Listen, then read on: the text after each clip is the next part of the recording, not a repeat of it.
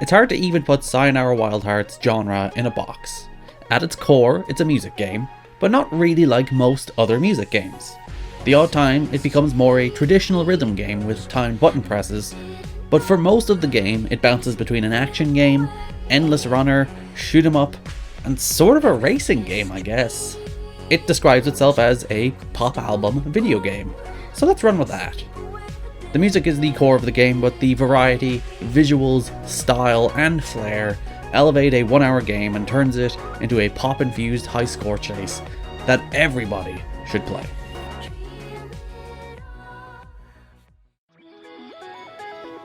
From a gameplay perspective, Sayonara Wild Hearts is very simple. You move forward at a constant rate so as to maintain timing with each particular song, move left or right, or up or down depending on the section, and occasionally press a button. It never gets any more complicated than that. The variety of applications of that gameplay is what makes it shine. You'll start riding your skateboard through the dreamscape your character finds themselves in, riding a motorcycle through narrow city roads, to sword battling atop those motorcycles, to battling a giant wolf mech. This game never stands still, pretty literally, almost to a detriment sometimes. There are levels where you're just getting into the groove of things as they end. Some mechanics and ideas show up for one level, some of them for like 40 seconds, only to disappear again. There is a boat level with unique wave physics, and it's just gone. You never see it again. It's there for less than a minute of the game. You're riding a stag through a forest for a level, and then that's gone too. The full game runs around 50 minutes, but there's rarely a repeated theme or segment.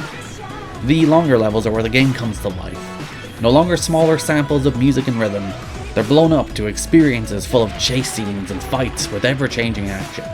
The shorter levels can almost be frustratingly fleeting, but these full songs are the game's complete package. As you race through those levels with full verses and choruses, everything becomes a delightful frenzy of action.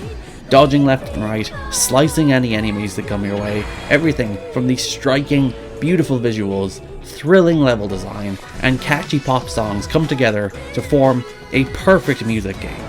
It all clicks, and it's exhilarating.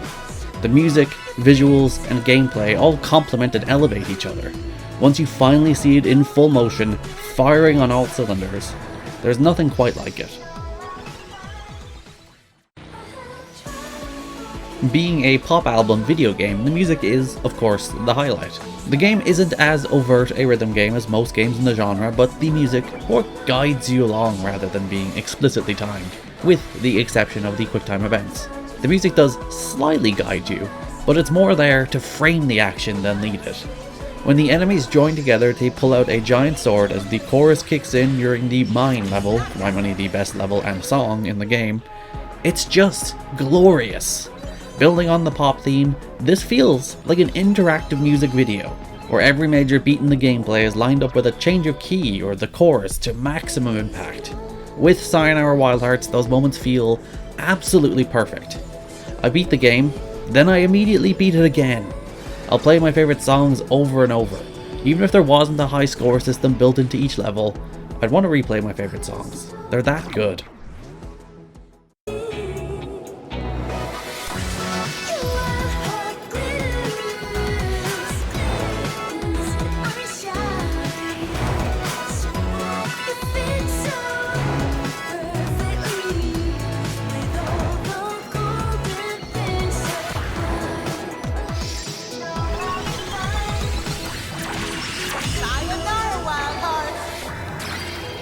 Sayonara Wild Hearts could have easily taken the lazy way out to pad the game with unnecessary difficulty.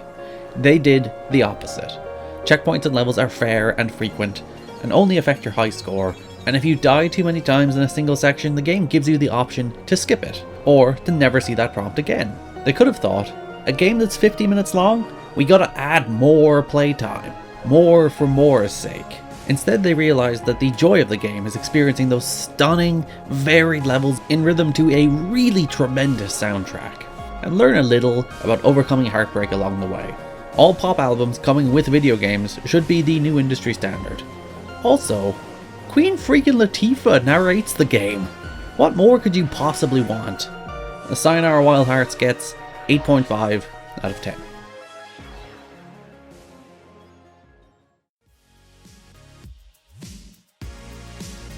thank you so much for watching.